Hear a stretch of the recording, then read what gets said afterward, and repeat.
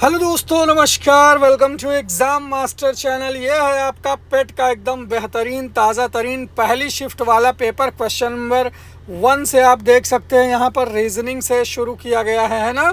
Normal को RPN LBM के रूप में कोडित करेंगे। तो ये देखिए, कुल मिलाकर के खैर पेपर की उत्तर कुंजी और बाकी सारी चीज़ें तो होंगी ही, लेकिन उसके पहले मैं आपको बता दूं कि भैया पेपर का जो लेवल था, यानी पेपर का जो स्तर था वो कैसा था। कठिन था, सरल था। 40 लाख बच्चों के बीच में ये पेपर गया है। कहने का मतलब ऐसे 4 सेट जाएंगे, लेकिन यही एलिजिबिलिटी है, सेम एलिजिबिलिटी है। तो आप सबको देखना है कि इस तरह से ये चीज़ें हैं। ये रीजनिंग के सवाल हैं आपके सामने। इसके आंसर की अभी एग्ज़ाम मास्टर चैनल जारी करेगा एकदम डिटेल में। और आपको जो जो चीज़ें मैराथन में बताई गई थी, देख लीजिए। करंट अफेयर का मैराथन एक तरफ से जो है चीज़ें एकदम वही आई हुई हैं।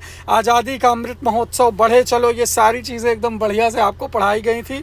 और अंतर्राष्ट्रीय बायोडाइवर्सिटी देख लीजिए, जैव विविधता दिवस, विश्व का सबसे बड़ा नदी द्वीप, ये सब आपको प्रियंका मैम ने बहुत अच्छे से पढ़ाया था, तैयार करवाया था। और लास्ट टाइम उन्होंने कहा था कि ये सारी चीज़ें एक बार और बढ़िया से देखिए। ओलंपिक समिट वाला सवाल भी फंसा हुआ है। तो लगभग सारे सवाल यहाँ पर हिंदी में देख लीजिए। साहित्य से रिलेटेड ये गद्य आया था, और साहित्य से रिलेटेड गद्य आया था, और गद्यांश से सवाल आए थे। इसका जो आंसर का विश्लेषण है वो तो मैं करूँगा ही। फिलहाल पेपर का जो विश्लेषण करता हूं वो ये है कि पेपर आपके स्तर के बिल्कुल अनुकूल था, लेकिन अभी ऐसे 4 पेपर देने हैं। हम आपको ये भी बताएंगे कि किस शिफ्ट का पेपर सबसे ज़्यादा कठिन था और कौन सा पेपर सबसे ज़्यादा आसान था। भाई ये भी तो देखना है यहाँ पर, है ना। तो ये हो गया आपका हिंदी वाला सवाल, बढ़िया देख लीजिए। इसके बाद ये ग्राफ तालिका वगैरह है, ठीक है। अच्छा, हर सेट में चीज़ें जो है वो अलग अलग थी। और इसमें जो है संगमरमर, पितरा, ड्यूरा, ये देखिए रंगीन पत्थर की जड़ाई का काम बहुत किस समय में लोकप्रिय हुआ था। पितरा ड्यूरा से सवाल आया था। तांबे की पहली बार जो है किस युग में तांबा, ताम्र युग से आया था। देखिए यहाँ पर ताम्र युग बहुत अच्छे से आपको इतिहास में पढ़ाया गया था। तो मैं आता हूँ, थोड़ा सा देख लूँ हिंदी वाले सवाल कहाँ पर हैं जो मैंने आपको बताया था। हिंदी भाषा के सवाल है ना। बाकी जीएस बहुत अच्छे लेवल का था, बहुत ज़्यादा कठिन नहीं था। जीएस, साइंस, मैथ बहुत औसत था कुल मिलाकर के। ये देखिए यहाँ पर हिंदी के सवाल हैं, है ना। ये यहाँ से किस विकल्प में सही विलोम युग्म है। जोड़, मेल, ये तो जोड़ कराना मेल कराना एक ही चीज़ है।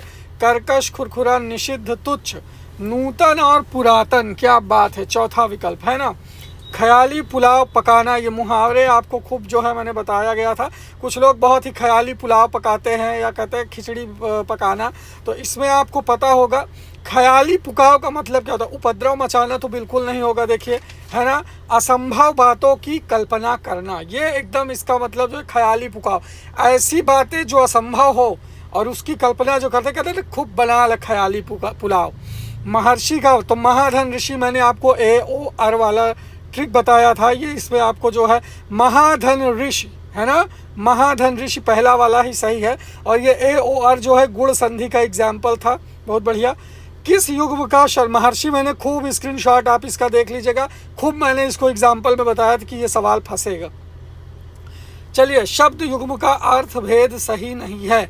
अवलंब, अविलंब, अवलंब का मतलब अधर और अविलंब का मतलब विलोकित। तो अर्थभेद सही नहीं है पूछा है ना। अपेक्षा और उपेक्षा, तो किसी से अपेक्षा रखना, आशा रखना, ठीक है। उपेक्षा निरादर करना, ये ठीक है। अंश, हिस्सा, अंश, कंधा, ये भी ठीक है। अनिल, हवा और अनल, आग, ये भी सही। यानी आपका पहला वाला सही है इसमें, ठीक है। क्योंकि अविलंब का मतलब विलोकित नहीं होता है, अविलंब का मतलब होता है बिना देर किए, है ना।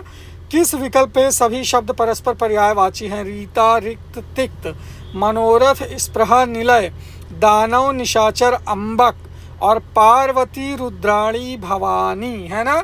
तो इसमें आपको पर्यायवाची शब्द जो है एक पूछ लिया है, तो इसमें आपने लगाया होगा C वाला आंसर, है ना। दानव, निशाचर और अम्बक।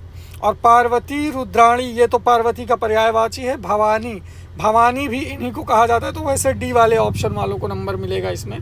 तो तो कुल मिलाकर के पेपर बहुत एवरेज था। मुझे लगता है कि इसमें ज़्यादातर बच्चे 60% से ज़्यादा बच्चों का जो मार्क्स है वो 70+ होगा, क्योंकि पेपर का जो लेवल था मैराथन के लेवल से एकदम मैच करता हुआ आया है। जो चीज़ें आपको समझाई गई थी, जो जो क्षेत्र आपको बताए गए थे, उन सभी क्षेत्रों से लगभग क्वेश्चन कवर किया गया था। अब पूछेंगे आप कि इसकी संभावित कट ऑफ क्या जाएगी, मतलब अगर आगे वैकेंसी आती है फॉर्म भरने के लिए, सेफ कट ऑफ क्या है इस पेपर पर। तो अभी पहले 3 शिफ्ट का पेपर देख लिया जाए, फिर देखेंगे कौन सी शिफ्ट का सबसे आसान था, कौन सी शिफ्ट का सबसे ज़्यादा कठिन था। उसी हिसाब से हम ये चीज़ें देखेंगे, क्लियर करेंगे। तो चलिए, थैंक यू सो मच। आप सभी को जल्द ही आंसर कुंजी इसकी जो है हम देते हैं आपको, और सेकेंड शिफ्ट की भी आंसर की आपको मिलेगी। Thank you so much, bye bye, take care, शुक्रिया।